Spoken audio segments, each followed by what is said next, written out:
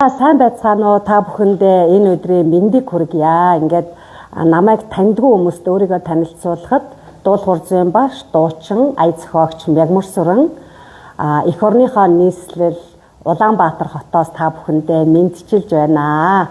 3 сарын 6-нд ирсэн эх орондоо тэгээд би яг 2019 онд Солонгост амьдрахаар яваад тэгээд 6 жил ер нь яг цагаан сараар байгаагүй юм байна, мартаар байгаагүй юм байна. Тэгээд мэдээд Солонгос цагаан сар болдог ч гэсэн монголчууд маань гоё цугладаг л да. Гэхдээ айл хэсээд айраг уугаад л тийм ээ бас тэгж яваагүй удсан байна. Бас эмэгтэйчүүдийн баяр бол одоо ямар ч байсан манай эх оронд бол үнэхээр жинхэнэ утгаараа болдгийг 6 жилийн дараа одоо огт өөр одоо нүдээр те өөр бодлоор бас өөр мэдрэмжээр одоо энэ эмэгтэйчүүдийн баяраа өнгөрүүлсэндээ их баяртай байна. Одоо өөртөө нөгөө манай нэг найз сэтгэлийн дискаунт хэвэр байна гэдэг шиг 3 сарын 8-наас хойш бүр ингээд их гоё. Тэг хичнээн гоё цэцэг авав.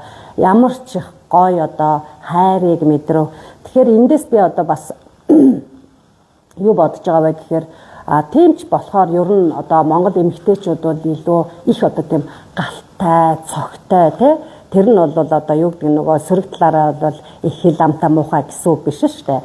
Маш тийм эерэг, өөдрөг, хөдлөм өрчтэй, бадрангуй, зоригтой, дайчин одоо тийм чанар бол бас энэ гоё Мартин 8-ны баяр бол үнэхээр бас эмэгтэй хүний тийм одоо маш олон гоё хэмсэг чанаруудыг болоод бас бусад орны эмэгтэйчүүдэд одоо ховорхон байдаг тийм чанаруудыг бас илүү их гоё гаргахад ийм гоё өнгөлгөө олдог юм байна гэж би энэ удаа бол их мэдэрлээ. Тэгээд яг одоо болохоор би Дуул Хурзын ганцаарчилсан сургалтаа эхлэхээр яг эхлэхээс өмнө та бүхэнтэй ингээд мэдчлээд ингээд хичээлээ эхлэхгээ байж байна.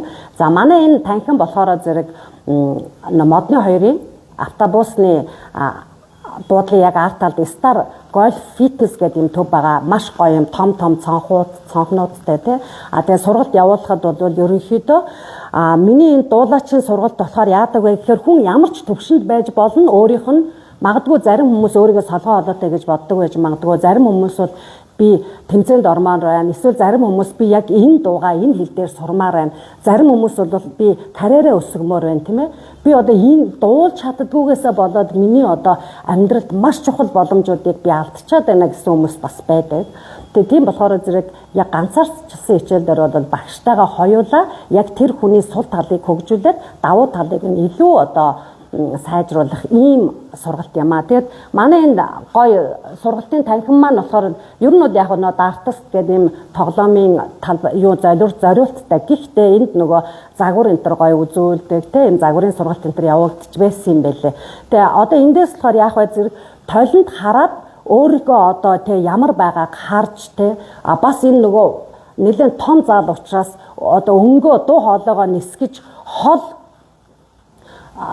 тайзан дээр байгаа мэтэр те ингээд гой хол дууга одоо нисгэх юм боломжтой. Ялангуяа ийшээ харах юм бол ингээд одоо энэ урд тал болоо баруун тал ингээд яг битүү гой ингээд дан шилэн цонхтой учраас маш тийм гой өөрөө одоо өндөрт байгаа мэдрэмж авч яадаг. Тэгээд өөртөө итгэх итгэл бол одоо яг ийм гоё маш том ингээд надад бол бүр ингээд гоё стадион дүүрэн байгаа юм шиг. Яг тэр богд бол одоо ингээд харагддаг байхгүй. Тэгэхээр зэрэг маш гоё өөртөө итгэлтэй байгаад тийм ээ мөрөөдлөө одоо өөрийнхөө төсөөллийг ингэж харж одоо миний оюун бодолд байгаа төсөөл байгаа шүү дээ тий. Одоо миний суралцагч нар би одоо тим стадионд дуулна, тим одоо Европт очиж дуулна гэсэн тэр мөрөөдлийг нь амьлуулахад маш гоё боломжтой ийм танхим байгаа. Тэгээ би энэ танхимдаа бол маш юм дуртай. Тэгээ энд бас объектийн захирал Мягмар Сүрэн гэдэг захирал байдаг.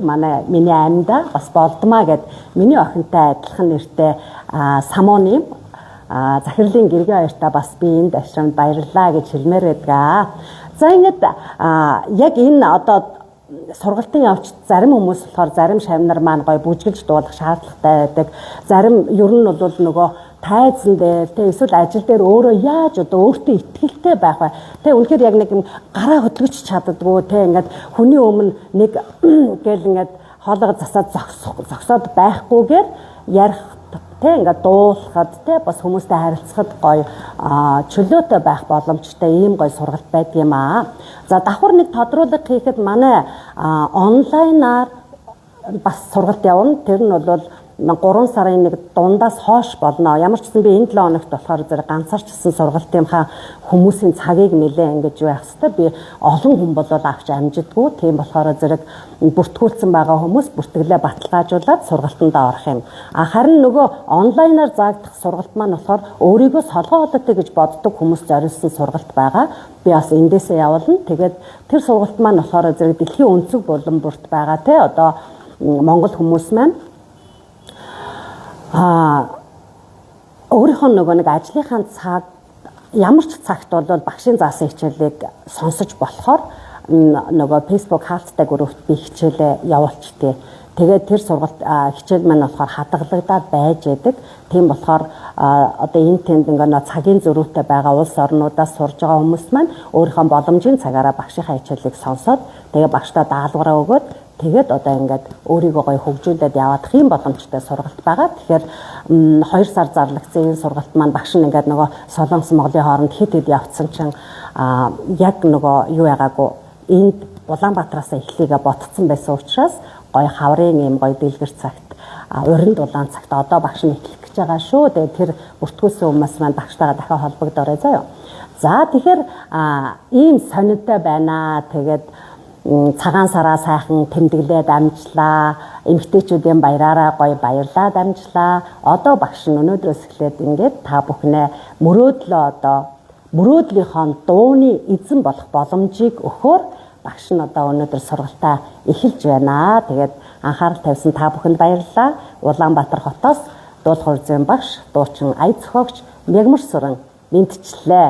Баярлалаа. Амжилт хүсье.